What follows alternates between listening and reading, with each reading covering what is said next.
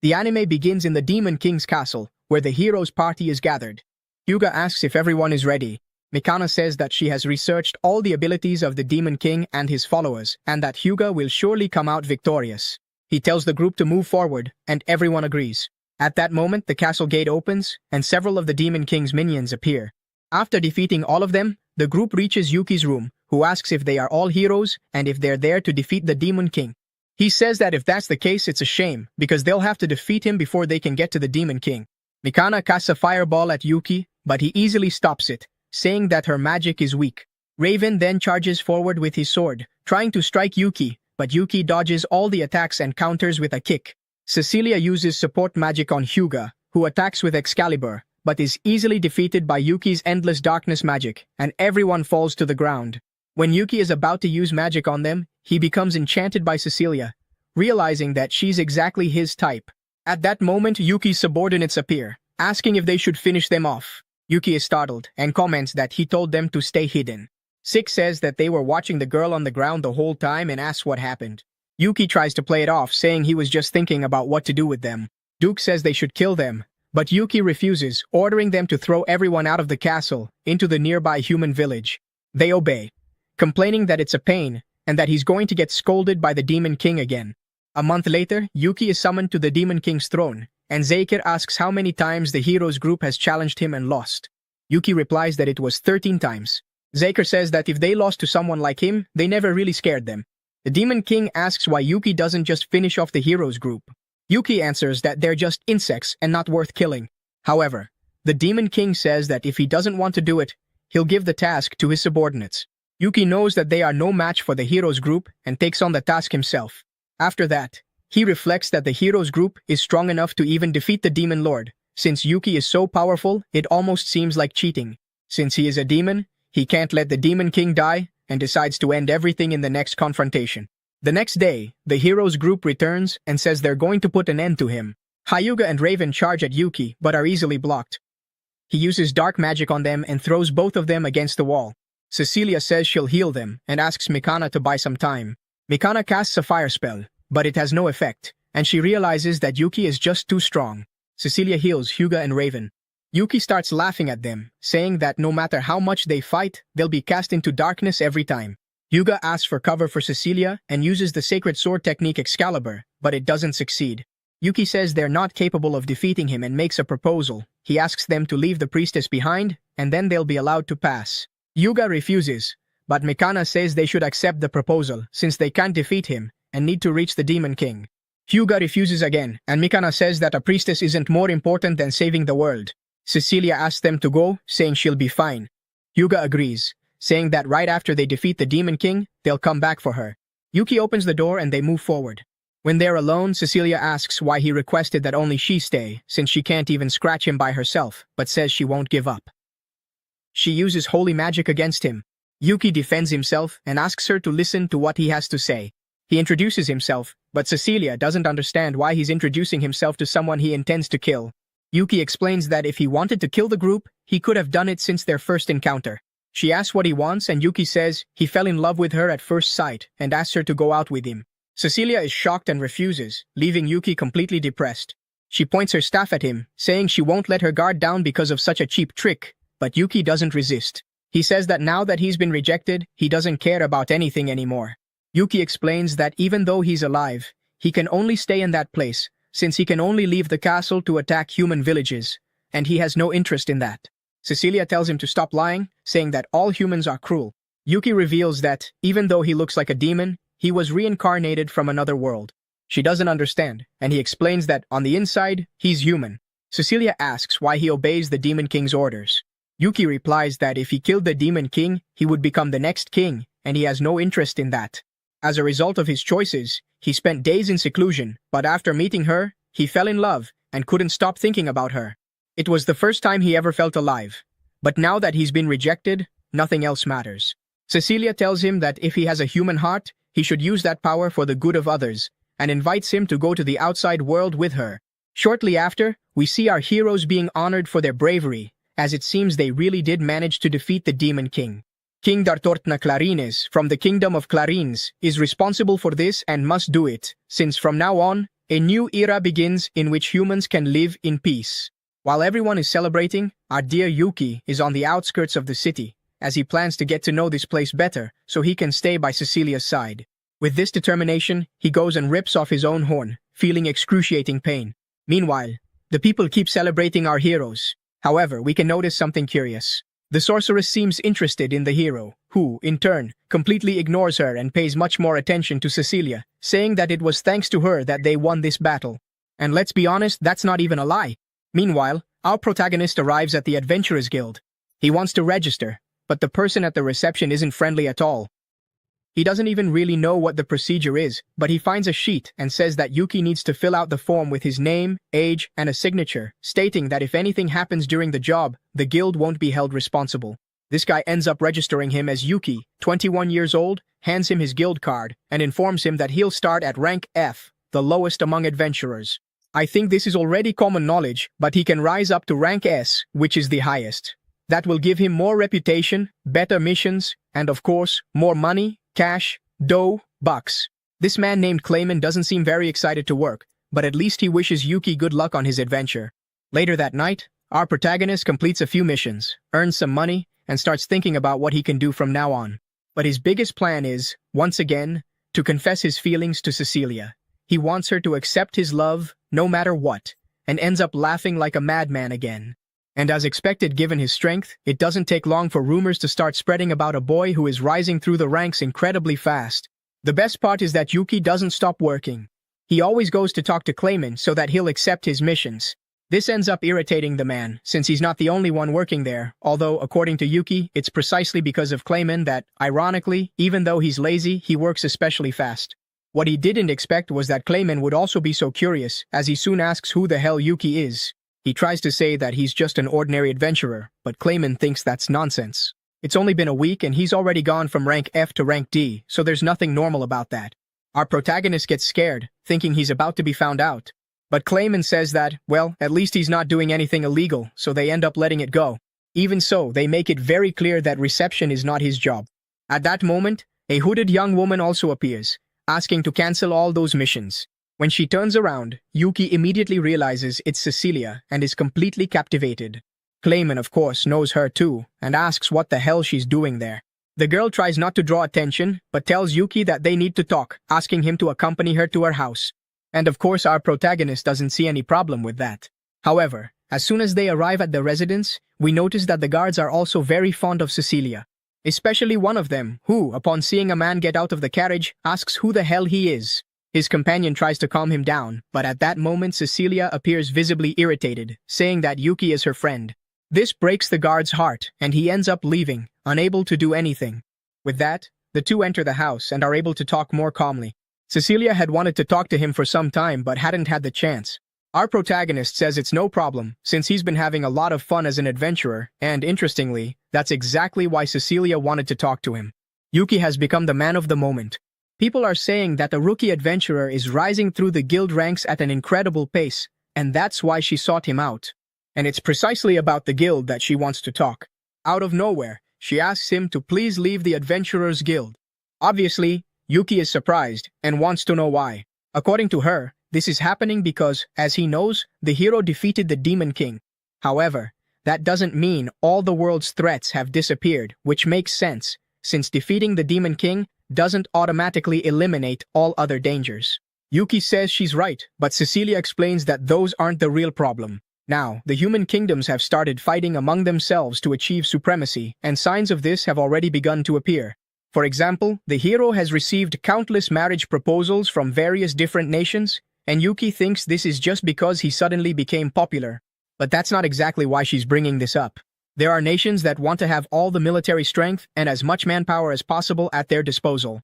And that's exactly why she came to talk to him. Since Yuki is rising through the ranks at an incredible pace, he will definitely end up among the few S-rank adventurers in the nation. But when that happens, all eyes will be on him. If at any point he reveals his demonic power, he could be used as a tool, and people would want to conquer the world, which, ironically, would turn him into a demon king once again. That's why she asks him not to draw so much attention, which is difficult since our protagonist needs to pay the bills and survive. However, Cecilia says that in that case, she can hire him personally.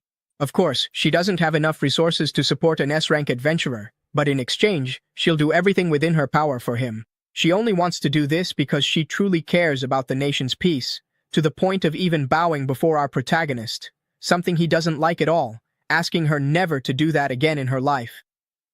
He makes it very clear that even if a beautiful lady were to appear and confess to him, he would never accept, because the only person admired by his eyes is her. This ends up making poor Cecilia laugh, since once again he's putting on quite a show, just like in the days when he was a demon. This makes her feel much more at ease. Then she says that he can continue working as an adventurer. Yuki agrees and also says that he'll try not to stand out so much. At that moment, someone knocks on the door looking for Cecilia. That's when we're introduced to Aquarin, her mother. Our protagonist gets super nervous in front of her. Aquarin apologizes to Yuki for the doorman's behavior and tells him not to worry, because Sophia, one of her maids, will take care of disciplining him. Sophia asks Aquarin how many bones she should leave intact, which makes both Cecilia and Yuki extremely worried. Getting to what really matters, Aquarin asks Sophia to leave for a moment and, alone, asks her daughter if she talked to him about that. Apparently, Cecilia has received several marriage proposals, and, to make matters worse, one of them came from the hero. This makes our protagonist completely lose his patience and start cursing him out loud. The mother clearly notices that Yuki is in love with her daughter, and seeing that there was no way to hide it anymore, he doesn't even try. Then, Aquarin comes closer and asks if, in that case, he would like to marry Cecilia. Obviously, he was just about to say yes, but then he notices his friend's expression. That's why he restrains himself and says that actually, he already confessed before and was rejected. For now, he just intends to work hard, achieve good things, and when he feels ready, confess again. Something that's already starting to bore the mother a little. It was obvious she would try to encourage something, but Yuki apologizes if he offended her and says he wants to respect Cecilia's feelings. By doing this, interestingly enough, he ends up passing the mother's test, since she would never entrust her daughter to just anyone who showed up. Even so, seeing how he behaves, Aquarin feels more at ease, realizing that he isn't bad company, and hoping that he gets along well with her daughter. With that, she leaves, and Cecilia also says goodbye to Yuki. But before that, quite nervously, she asks if he can do her a small favor. Allow her to call him by his name. She thinks it might be too much to ask, since they barely know each other. But for her, it's not a problem at all. In return, she will also call him Yuki, which makes our protagonist super happy. Sometime later, Yuki finds himself dodging the attacks of a cockatrice with extreme ease and, after cooking it with impact thunder and collecting its feathers, he gets ready to deliver the quest. He remembers that Clayman had said this mission would take an entire week, but for him, it only took a single day. However, suddenly, he is attacked by his former group, and upon recognizing them, he warns Sid not to attack him since it's Yuki. He makes it clear that he's relieved to see them alive. Even so, his former group demands an explanation, since he now appears human. They ask what the hell happened to his horn and his wings, revealing that they were very worried about him, since he disappeared when the Demon King died. Yuki then reveals that he confessed his feelings to the priestess from the hero's party and was rejected, but now he's living as a human adventurer. His former companions are left perplexed. Even so, Yuki says that now they can live however they want, but they refuse to just do as they please because they intend to stay with him. Besides that, they also want to meet his human crush. Yuki replies that that won't be possible, but they say that if he can change his appearance, then so can they, so there's nothing to worry about. Yuki isn't very convinced, but he ends up accepting it. In another scene, during dinner, Cecilia scolds him, asking what kind of bastard he is to pluck all the feathers off a harpy, who is still a girl, even if it's just to disguise her, and he apologizes. Sometime later, while they're having small cups of tea, Cecilia comments that they don't seem like monsters. Duke replies that, actually they are. He's a Dullahan. Happiness is a harpy and Stee is a red. Yuki scolds him for talking too much, which is the opposite of what a Dullahan would do. Duke responds that it's all Yuki's fault and reveals that he used to hate him. He remembers that when they were in the Demon King's castle, Yuki was famous for being a hermit. Even when his superior Saikyo ordered him to attack the humans, Yuki would reply that he should get out of that damn room. When Duke found out about this, he thought it was very improper for a demon to act that way and tried to correct him by force, but ended up pulling off his own head and shouting all sorts of things. And that's how he ended up the way he is now. What matters is that now he respects Yuki more, just like Sitch and Happiness do. However, at that moment, they realize that neither of them is nearby, so they quickly go out to look for them before they cause any trouble. The first one they find is Stee, who is with Yuki's mother-in-law. She asks if he knows the boy, and he replies that he's his friend and apologizes in case he caused any inconvenience. The mother-in-law replies that she loves children, and that earlier he was running around the garden, so she decided to keep him company. but then she got tired and ended up falling asleep. Cecilia asks her mother if there wasn't a girl with him, and she replies that Sophia took her inside the house. The boys get worried, and meanwhile, we see Sophia teaching how to be a maid, praising Happy for having talent. Upon entering the mansion, Sophia introduces the new maid, who will start working from that day on. Yuki asks, "What the hell is she doing dressed like that?" Cecilia explains the situation to Sophia, who apologizes, as she thought Happy was the new maid who was supposed to arrive that day. Yuki asks Happy to change her clothes right away, but she refuses, saying that now she wants to work as a maid. After exchanging a glance with Sophia, she agrees and takes her to the service quarters. Sometime later, at dusk, already settled in the mansion, the boys say goodbye to her and ask her to do an excellent job. At that moment, Yuki's mother-in-law approaches to whisper that her daughter, besides working as a priestess, also has to attend to VIPs, which is why she is so tired. For that reason, the next day, she will give her the day off and hopes that he will invite her out. In fact, the next day, he is already waiting for Cecilia to go out with her. He is clearly a little nervous, since he knows this is basically a date approved by her parents. When Cecilia finally arrives, Yuki is completely blown away by her casual outfit and her beauty. She is wearing clothes different from her usual style, and he can't stop thinking about how good they look on her. Cecilia notices that he isn't saying anything, so Yuki quickly compliments her glasses. She explains that they're a disguise because if people recognize her as a member of the heroes group, everything would turn into chaos. Yuki easily understands the life of someone famous, saying it must be hard to live like that, and Cecilia just apologizes for making him go along with her. Yuki immediately brushes off the subject and says he'll cooperate with her so that it will be a good day off. The two walk through the city, and the first thing she notices is that there's a new cake at the bakery. Cecilia looks through the shop window, sees the many adorable cakes on display, and asks Yuki if they can stop by later to try some. Yuki agrees and they continue walking through the city, enjoying their time together. Cecilia has fun watching the flowers and some cats. Meanwhile, Yuki firmly thinks that she's the only cute thing his eyes can see. She also decides to try on some clothes at a store, and Yuki doesn't hesitate to compliment her. After that, they continue their stroll, and Cecilia says that thanks to him, she feels like the fatigue of daily life is fading away. Yuki sees this as an achievement, and upon noticing a jewelry store, he invites her to go in and look at some accessories. Cecilia happily agrees, but her voice is instantly recognized by Hyuga, who is also in disguise along with Mikana. He tries to call her by name without thinking, but Mikana immediately stops him, saying that everyone will know who she is if he shouts like that. Hyuga apologizes and decides to approach Cecilia to greet her, asking what brought her there. He explains that they took a day off for the first time in a long while to go out and have fun, so he would love for her to join them. Yuki just stands by her side, wondering if that guy is pretending not to see him. Cecilia quickly apologizes and explains that today she is with a friend. Only then does Hyuga notice Yuki's presence. Immediately he leans in to get a closer look at his face, asking if they've met somewhere before. Yuki gets a little nervous and says it must be his imagination. Cecilia immediately agrees, not wanting Hyuga to find out who Yuki is. Hyuga easily lets it go and says that in that case, she can go with them, and without giving her a chance to respond, pulls her into the jewelry store. Before they can protest, both Yuki and Mikana are left outside, and Mikana complains that her first meeting with Hyuga in a long time was ruined like this. She refers to Yuki as a boring-faced civilian, but hopes things work out between him and the priestess. When he enters the shop, Yuki observes Hyuga and remembers that Cecilia turned down the hero's marriage proposal, but apparently he's still interested in her. Even so, Yuki isn't going to let himself be defeated just because the other guy is handsome. He refuses to give up and enters the shop. He approaches Cecilia and asks if she found any accessories she likes. Cecilia is happy to see him again and apologizes for leaving him outside, but Yuki downplays it and says he'll buy her a present since they're there. This catches her by surprise, so Yuki reassures her and explains that it's to thank her for what happened last time. Cecilia smiles and decides to accept, but Hyuga is not at all happy with their little interaction, so he butts in and says that he'll pick something for Mikana and also for Cecilia.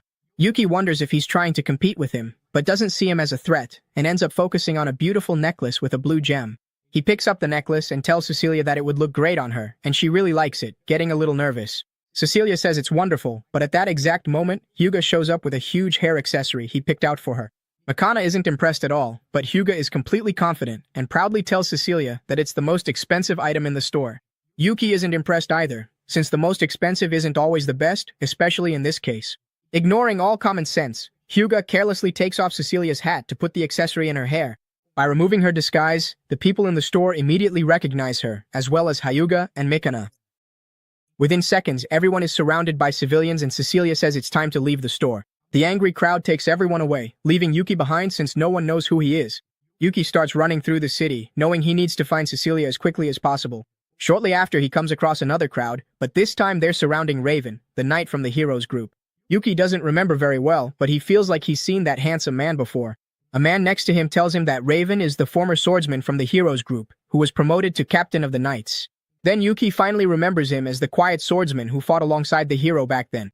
It seems that now he's having trouble, so Yuki decides to help him and shouts that he saw the hero going in the opposite direction. The crowd immediately runs after the hero, finally leaving Raven alone. Yuki takes the opportunity to run with him into an empty alley, knowing that they wouldn't be found there. Raven nervously searches for something in his pockets, and Yuki assumes he won't get any thanks, so he decides to leave and advises him to use a disguise next time he goes out for a walk. Raven quickly stops him before he can leave, and Yuki is surprised to hear his voice for the first time, as it sounds much more feminine than he expected. He finally understands why Raven can't speak in front of people. Raven asks if he isn't going to make fun of him, since he knows his voice doesn't sound very masculine. Yuki smiles and says that everyone has a part of themselves they don't want others to point out, just like he himself is a demon. Raven comments that Yuki is a rare type because most people laugh when they hear his voice. Yuki assures him that he won't laugh and tries to leave once again. However, Raven stops him for the second time and nervously asks if he would like to be his friend. This clearly surprises Yuki, so Raven quickly explains that the only people who didn't laugh at his voice were his mother and his cousin. Yuki smiles and gladly accepts. Then Yuki starts looking for Cecilia around the city because he doesn't want their first date to end like this. Cecilia is also looking for him, but she finds a little boy crying alone and decides to help him by using her healing magic on his injured knee. Even so, the boy keeps crying loudly because his mother isn't around. At that moment, Yuki appears and, with his exaggerated dramatics, tells the boy that he will search everywhere until he finds his mother. The boy finally stops crying, not knowing how to react, but Cecilia immediately scolds Yuki. Both Yuki and Cecilia are relieved that the boy isn't crying anymore, so they start looking for his mother around the city. Meanwhile, Hyuga keeps searching for Cecilia and drags Mikana everywhere with him. Mikana tries to convince him to go home, saying that this is going to turn into chaos and that they'll be surrounded again. She says that the priestess has probably already gone home, but Hyuga gets annoyed with her insistence and says that, unlike her, he is actually worried about Cecilia. He quickly lets go of Mikana's hand and runs off, determined to find her. Mikana just wonders what's going on. After all, she's still there with him. Shortly after, Hyuga finally finds Cecilia and Yuki, who manage to find the boy's mother. However, when he turns to tell Mikana that he found them, she is already gone. She has finally learned to value herself. The next day, Celia tells Yuki that Cecilia has fallen ill and explains that, in addition to the exhaustion she deals with every day, the commotion from the previous day pushed her past her limits. Yuki immediately feels guilty, but Celia reassures him and says that Cecilia just has a mild cold and that it's not his fault at all. On the other hand, after Hyuga was dragged out amid all that chaos, he insisted on taking care of Cecilia, and she doesn't even know how he found out about it. Celia smiles and says that Cecilia told her everything Yuki did for her, so he can go visit her if he wants. Sophia guides him through the mansion to Cecilia's room, and from her reaction, it's clear she wasn't expecting any visitors. Cecilia gets extremely nervous and asks them to wait, but Sophia reassures her and says she's already put away her teddy bear. This makes Cecilia even more embarrassed, since that was supposed to be a state secret. Sophia ignores her and asks Yuki to come in. Yuki enters Cecilia's room for the first time and sits on the stool next to her bed. He apologizes for what happened, but she says it wasn't his fault. Even so, Yuki insists and explains that he knew she was exhausted, so it was wrong of him to drag her around like that. Cecilia smiles and decides to play along, saying that in that case, it really was his fault. And since her day off was ruined because of that, she wants him to go out with her on the next free day to make up for it. Yuki obviously wasn't expecting that, but he quickly gets excited, since it's clearly a promise of another date. His dramatic side shows up again when he says he won't let her down again. However, as soon as she starts coughing, Sophia doesn't hesitate to kick him out of there. As Yuki walks away from the mansion, he suddenly runs into Raven, who nervously asks him for advice because there's someone he likes. There's a girl who didn't make fun of his voice and even praised it, saying she envied him. Yuki immediately understands why he fell for her and decides to give him some confidence, reminding him of who he is and how handsome he is. He assures him that if that girl praised his voice, then he has nothing to worry about and should definitely make the first move. Luckily, it seems to have worked. Raven drops his disguise and thanks him for the advice, saying it helped him find his courage and that he's going to confess his feelings to the girl.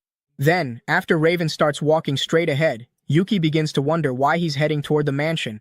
At that moment, he realizes that Raven was probably talking about Cecilia. Yuki becomes desperate for having encouraged a rival, but thinks that she wouldn't accept this request so easily. However, he remembers that they were part of the hero's party and starts imagining Raven protecting Cecilia. A second later, Raven returns looking like a zombie. Yuki asks how it went, to which Raven replies that he'd rather be dead, continuing to walk like a zombie. Later, Yuki goes back to Cecilia's house with the excuse that he was worried about her. Sophia comments that he had just left a short while ago.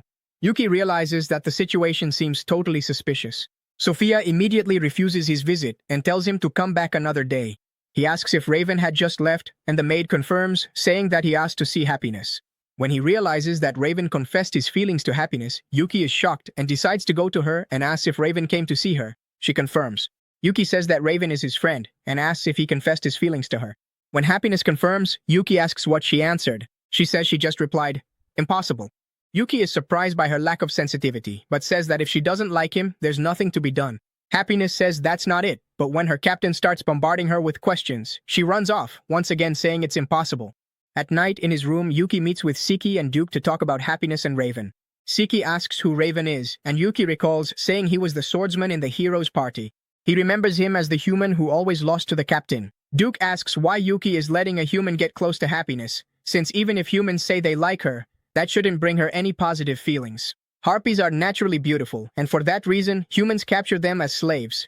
In addition, there are many humans who hunt them for their feathers. Happiness only joined the Demon Lord's army because Duke saved her from a human who was trying to enslave her. Siki comments that, even though this happened in the past, she doesn't think Happiness hates humans, since there are also kind humans, and she became a maid in the human's mansion of her own free will. Yuki agrees and tells Duke not to worry, since Raven doesn't seem like a bad guy, and Happiness herself must have noticed that.